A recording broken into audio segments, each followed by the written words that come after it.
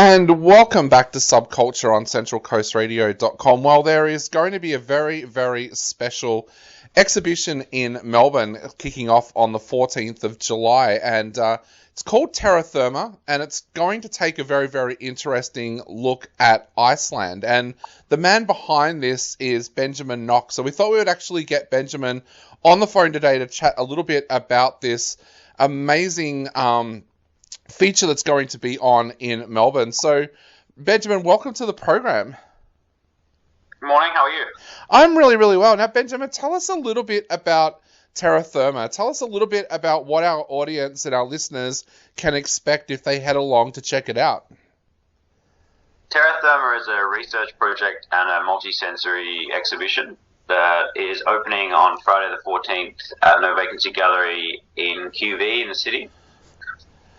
So it's it's a collection of paintings, digital works, and sculptures based on a recent expedition to Iceland, where I spent 2 months hiking the glacial caverns, and both inside and on top, and doing lots of LiDAR scanning, making 3D worlds, and a large collection of paintings. So you said it's multi-sensory. Tell us a little bit about that side of it. What of our senses are going to be stimulated by this amazing exhibition? So I worked closely with a field recorder, sound artist called Moritz Ziesner, whilst in Iceland, capturing lots of sonics with a hydrophone, a geophone, and a seismophone. And these have been composed into a 45-minute score by a producer called Koskin. And this will be playing throughout the exhibition as well. Awesome. So tell us a little bit about this expedition to Iceland. How did this come about, and how did then the idea of Terra Therma come from that? I've been planning it for probably 3 years of intense research and R&D and lots of back and forth emails, and finally after COVID was able to execute the plan. Basically, Terra Therma touches base on trying to highlight the impermanence of our current shifting Holocene and how quickly things are changing. And also, speaking on deep time and the building blocks that make up our planet. So, the journey to Iceland itself, what is it like in Iceland? There's probably a lot of our listeners out there who have heard of Iceland but don't know much about the country itself. Tell us a little bit about what it's actually like in Iceland and what you experienced while you were there.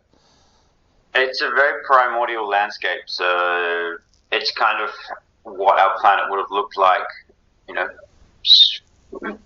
200 million years ago.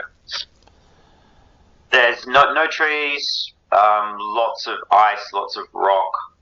It's quite an alien landscape. Yep. It's very surreal. Yeah. You collected a lot of material while you were there.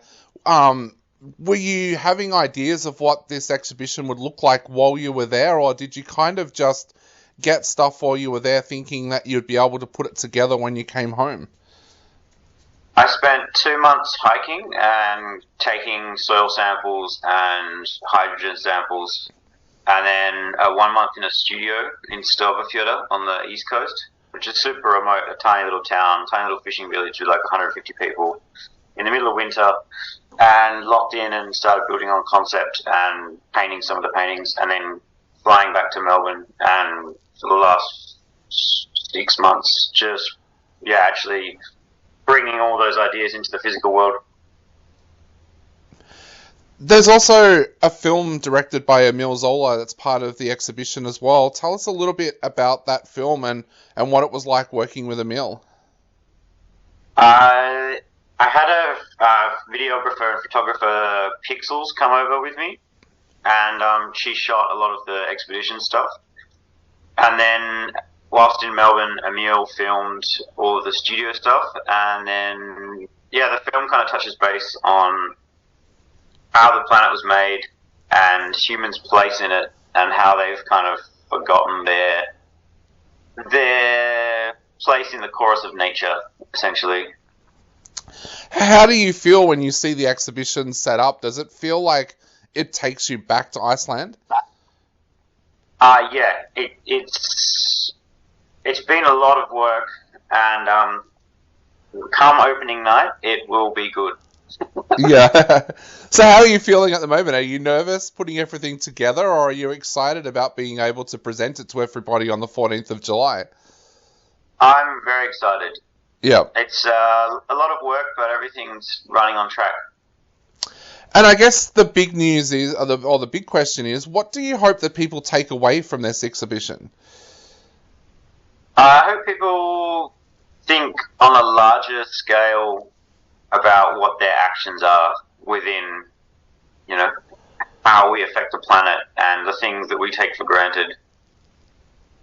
Definitely. Now, of course, for all of our listeners out there, Terra Therma is on at the No Vacancy Gallery, 39 to 40 Jane Bell Lane in Melbourne from the 14th of July to the 14th of August. I'll be heading along on opening night to have a look as well, so we'll be able to talk about it on the show more after that. But Benjamin, what do you want to say to people out there who are thinking about heading along to check out this great exhibition? Yeah, come along on Friday and let me know what you think. Definitely. Well, mate, thank you so much for taking the time to come on our show today. It's been an absolute pleasure having you on the show. We hope a lot of our listeners do head along to check out Terra Therma. As I said, it's on at the No Vacancy Gallery, 34 to 40 Jane Bell Lane in Melbourne from the 14th of July to the 14th of August. And I guess to finish off, Benjamin, what's your next project? What are you working on next after Terra Therma? I'll be heading back up to the northern frosty realms and working on the next piece, the next show. Awesome. Well, mate, thank you so much for taking the time to chat to us today. It's been an absolute honour, and I'll see you on the 14th of July at Terra Therma. Great. Thank you very much. Awesome. Have a nice day.